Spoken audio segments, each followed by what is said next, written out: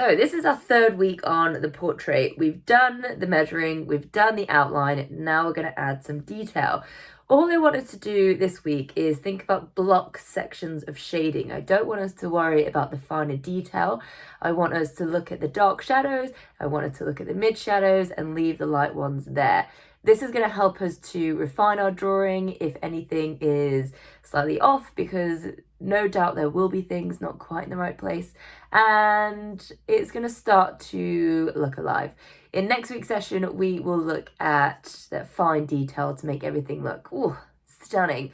So grab your pencils and let's get started. Okay, so everything in these lines that I have drawn around are my dark shadows. So I need to use my 8B pencil, and I'm not going to push them too dark, but I am going to shade them in medium grey, because that means if I do need to change anything, it's not going to scar the paper too much, but it also means I'm not going to cheat and be too scared to do any shadows. So you see, I'm not being super rough or permanent. I just want to get it in and then have a look at it. So I'm just going to speed this up. So I think we can all agree that it doesn't really look like her at all, but I'm not worried because I'm pleased with my measurements, and I'm pleased that I've got the shadows. So it's all about the progression from here. So what I want to do now is start to really feel more confident about the placement of my features. So I'm going to work into it now. I'm probably going to start with adding some of the medium shades, leaving the light ones, and then just start to look at the features a bit more closely. Okay, so I'll just grab my 2B, and then I'm just looking for any shading that's in between light and dark. So she does have pale skin, which means we might be tempted to leave it quite white. But even on people who have pale complexions, they often don't have much white showing. So what I want to do is just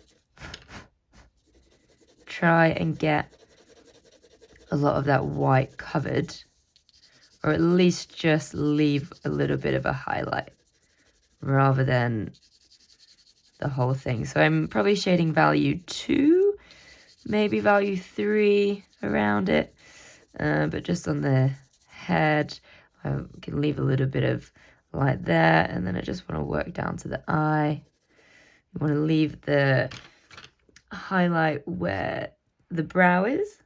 Just going to use my eraser rubber, get rid of that straight line, and then into the eye we have a bit of shading.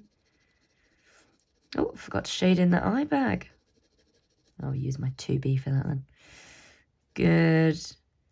And then there's some shading down the nose. And that comes into the laughing line, which hers is not very deep at all. What a lucky puppy. Or maybe this was taken when she was very young. And then let's go down into the cheekbone. So I'm constantly looking at the picture, constantly referring back to it. Push a little bit more of that cheekbone in. Darker, and the face is darker at the bottom near the chin in general, because the light source is from the top left, so it will just naturally get darker as the face kind of curves away. And then we have a little bit of detail on the tash. I hope you enjoy my official description of the face. And then all of this is actually a bit darker. We can throw some shading in the eyes, but leave the highlights. We don't want to put any shading in that. It's very difficult to remove as well once you accidentally go into the highlight, so please don't go into the highlight. And then there's a bit of shading down the nose, some that goes around a highlight here. There we go. And then let's just add a little bit into the hair. I'm looking at block shading in the hair, so I'm not worried about any detail. Probably a bit darker at the top, so maybe I'll just get some dark shading. I am kind of going in the direction of some of the hair as well, so gives it a good base. Okay. Good. Now should we pop a neck on her? Let's give her a little neck. Can only help, right? And then it'll help to make her chin pop, so let's do it.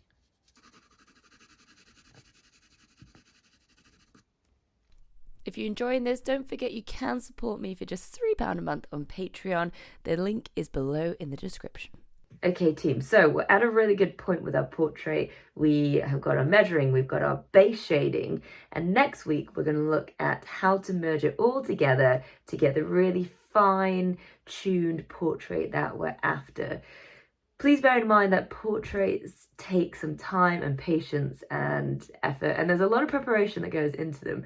So if you're frustrated at this stage because it doesn't quite look how you expected, go easy on yourself, because I always think portraits look like cartoons for a good 90% of the time, and it's the final 10% when you're like, this actually looks good.